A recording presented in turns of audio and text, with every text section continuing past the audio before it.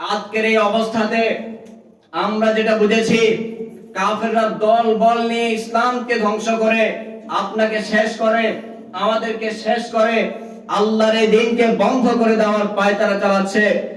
মনে রাখবেন, আমরা আনসার সাহাবী আপনার উপরে আক্রমণ করবে, আমরা আপনাকে ছেড়ে চলে যাব, আমাদেরকে আপনি কখন এমন ভাববেন না।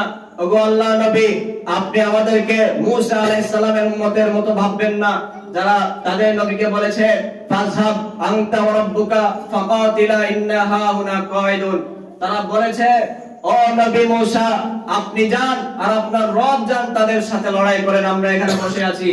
আল্লাহ নবী, ওগো পয়গম্বর, আপনি শুনেন, আমরা সেই মূসা আলাইহিস সালামের উম্মতের মতো নয়, আমরা তো সেই আনসার যারা আপনার নিরাপত্তা দেওয়ার জন্য, আপনি যদি আমাদেরকে বলেন পাহাড়ের চূড়ায় উঠে সেখান থেকে ঝাঁপ দেওয়ার জন্য, আপনি যদি আমাদেরকে বলেন আপনার আদেশ পালন করার জন্য আমরা সাগরের মধ্যে ঝাঁপ দিতে প্রস্তুত আছি, আপনার আদেশ পালন করার জন্য পাহাড়ের উপর থেকে ঝাঁপিয়ে পড়তে আমরা প্রস্তুত আছি, তারপরেও আপনার উপরে আক্রমণ করবে, আমরা চেয়ে থাকবো, এটা কখনোই আমরা সাহাবীরা মেনে নিতে পারিও না ইনশাআল্লাহ। এভাবে বলে আল্লাহ নবীর সামনে তিনি গরম একটি বক্তৃতা রেখেছেন। তখন আল্লাহ নবী আশ্বস্ত হয়েছেন যে আমার সাহাবীরা তাদের জীবনটাকে উৎসর্গ করবে, এই দিনকে প্রতিষ্ঠিত করার জন্য তারা প্রস্তুত আছে। তারা সবাই রক্ত গরম, এই যুবক, কিশোর, বৃদ্ধ সমস্ত সাহাবীরা একত্রিত হয়ে কুরাইশদের সেই পুরনো ইতিহাসগুলোকে তাদের সামনে উপস্থাপিত করেছে যে দেখো ভাইরা, সে কুরাইশরা তো আমাদের মা বাবাকে হত্যা করে দিয়েছে, এই ইসলামের কারণে আমাদের সন্তানকে জবাই করে দিয়েছে, আমরা তাদের কোনো মোকাবেলা করতে পারি নাই, আজকে আমাদের উপরে তারা নির্যাতন করার জন্য তারা দল বল নিয়ে এসেছে।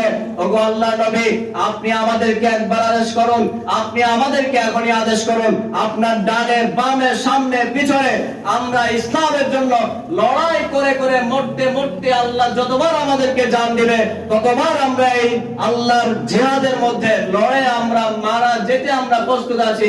ওগো আল্লাহর নবী, আপনি আমাদেরকে একবার আদেশ করুন, আমরা আমাদের জীবনটাকে ধন্য করার জন্য আমরা এই ময়দানে আমরা নেমে যেতে চাই। সমস্ত সাহাবীরা বদরের ময়দানে এসে উপস্থিত হয়েছেন। আল্লাহর নবী সকলকে সারিবদ্ধভাবে দাঁড় করিয়েছেন। সারিবদ্ধভাবে দাঁড় করার পরে তিনি সুন্দর করে সুশৃঙ্খল যেভাবে সফ করাইতে হয় তিনি দাঁড় করিয়েছেন।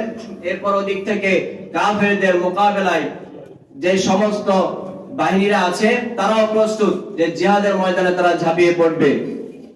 আল্লাহর কি হুকুম, জিহাদের ঝান্ডা যখন উড়ানো হয়েছে, অনুমতি যখন হয়েছে, ওখানে দেখা যাচ্ছে কারো বাবা তার সন্তানের সামনে, সন্তান তার বাবার সামনে, এইভাবে হযরত ওমর রাদিয়াল্লাহু তাআলা আনহু, হযরত আবু বকর রাদিয়াল্লাহু তাআলা আনহুর সামনে তার সন্তান, হযরত ওমর ফারুক রাদিয়াল্লাহু তাআলা আনহুর সামনে তার মামা, এবং অন্যান্য সাহাবায়ে কেরামের সামনে তাদের আত্মীয়স্বজন। এদের সাথে আল্লাহর আদেশ যে ইসলামকে জীবিত করতে হলে, ইসলামকে বাঁচিয়ে রাখতে হলে, ইসলামকে টিকিয়ে রাখতে হলে অবশ্যই আজকে নিজের মা, আজকে নিজের ভাইকে শেষ করা লাগবে, এই ইসলামকে টিকিয়ে রাখতে হলে অমুককে শেষ করা লাগবে। আল্লাহর হুকুমে সবকিছু তারা করতে প্রস্তুত হয়েছেন।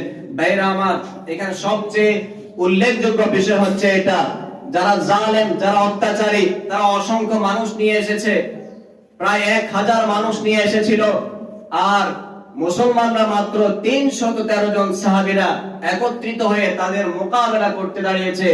আল্লাহ পাক রব্বুল আলামিন বলেন, قد كانت لكم في رسول الله أسوة حسنة قد كانت لكم آية في فئتين التقتا فئة تقاتل في سبيل الله وأخرى كافرة يرونهم مثليهم رأي العين والله يؤيد بنصره من يشاء। আল্লাহ পাক রব্বুল আলামিন বলেন, সেই ময়দানে বদরের মধ্যে আমার উপরে বিশ্বাস স্থাপনকারী মাত্র 313 জন সাহাবী আল্লাহ নবীর সঙ্গ দিয়েছে। সেই 313 জন সাহাবীরা 1000 কাফের মুশরিক বড় বড় লিডারদের মোকাবেলা করেছে, আর আমি আল্লাহ উপর থেকে তাদেরকে সাহায্য করেছি, সাহায্য করে তাদেরকে বিজয় দিয়ে দিয়েছি। সুবহানাল্লাহ। কাটাকাটি মারামারি ইসলামে চায় না। ইসলামকে জবাই করে দেওয়ার জন্য ষড়যন্ত্র যখন করেছে, আল্লাহ পাক মুসলমানদেরকে আদেশ দিয়েছে জানমাল নিয়ে বের হও। সাহায্য করবেন কে? আল্লাহ। এইভাবে অসংখ্য ঘটনা আছে। আসহাবে ফিলের কথা আপনারা শুনেছেন। আব্রাহা তার সৈন্য সেনা নিয়ে যখন বের হয়েছে কাবাকে ধ্বংস করার জন্য, আল্লাহ নবীর দাদা সেদিন জবাব দিয়েছে, শোনো শোনো, তোমরা যদি এই কাবাকে ধ্বংস করতে চাও আমি তোমাদেরকে কিছু বলবো না, কারণ এই কাবার মালিক আমি না, আমি না, এই কাবার মালিক তো উপরওয়ালা। যাও দেখে কি করতে পারো। এরা যখন সামনের দিকে অগ্রসর হচ্ছে, আলাম তারা কাইফা ফাআলা রাব্বুকা বিআসহাবিল ফিল আলাম ইয়াজআল কাইদাহুম ফি তাদলিল ওয়া আরসালা আলাইহিম তায়রান আবাবিল। আল্লাহ পাক সেদিন আব্রাহার সমস্ত সৈন্যদের মোকাবেলায়, আব্রাহা সবচেয়ে বড় হাতি নিয়ে এসেছে, হস্তি বাহিনী, যার কারণে বলা হয় হাতির বাহিনী। বড় হাতি নিয়ে এসেছে যেন সবাই ভয় পায়, ভয় পেয়ে যেন পালিয়ে যায়। কিন্তু আল্লাহ পাক ছোট, সবচেয়ে ছোট পাখি দিয়া সেই বড় বড় হাতিগুলোর বাহিনীদেরকে পরাজয় করে দিয়েছেন। সুবহানাল্লাহ। স্বৈরাচাররা বাংলাদেশের মধ্যে 15 বছর পর্যন্ত মাদ্রাসাগুলোকে ধ্বংস করে দেওয়ার ষড়যন্ত্র করেছে। আলেম ওলামাকে জঙ্গি ট্যাগ লাগাইয়া জেলখানার মধ্যে পুঁতে রেখেছে, অসংখ্য মানুষকে আয়না করে ঢুকাইয়া জবাই করেছে। আপনারা শুনেছেন আমাদের আত্মীয় স্বজন অনেক জনকে এভাবে বন্দী করেছে, এখনো বন্দী অবস্থায় আছে অনেকে। আস্তে আস্তে তাদেরকে পর্যন্ত শোষণ করে যাবে। কিন্তু আল্লাহ পাকের মেহেরবানি, আল্লাহ পাকের রহম, বাংলার মুসলমানদের উপরে, সাধারণ জনতাদের উপরে, ছাত্র জনতার উপরে তারা যখন আক্রমণ করতে শুরু করে দিয়েছে, কালকে লিস্টে এসেছে 800 মানুষকে জবাই করে দিয়েছে। কয়শো মানুষ? 800 মানুষকে জবাই করে দিয়েছে, হত্যা করেছে। সেই ছাত্র গণঅভ্যুত্থান, সেই আন্দোলনের মধ্যে আল্লাহ পাক রব্বুল আলামিন এটাই প্রমাণ করতে চেয়েছে, দেখো দেখো যত হস্তি বাহিনীকে আল্লাহ পাক এই স্বৈরাচারদেরকেও college, varsity, English medium school, মাদ্রাসাগুলো থেকে ছোট বাচ্চা, কিশোর, শিশু, সমস্ত ছাত্র জনতা একত্রে বের হয়ে গিয়েছে, ঠিক কিনা? আল্লাহ পাক সবার মুখের মধ্যে একটা কথা এনেছে, বৈষম্য চায়, বৈষম্য বিরুদ্ধে তারা যে আন্দোলন করেছে। অত্যাচার চায় না, নিপীড়ন চায় না, মানুষকে হত্যা করা যাবে না, আক্রমণ করা যাবে না, নির্যাতন করা যাবে না, নিপীড়ন করা যাবে না। অবশ্যই ন্যায় বিচার প্রতিষ্ঠিত করতে হবে। সব জায়গায় যত ঝামেলা দুর্নীতি আছে সবগুলোকে মুক্ত করে সুন্দর একটি দেশ গঠন করতে হবে, মানবতা ফিরিয়ে আনতে হবে।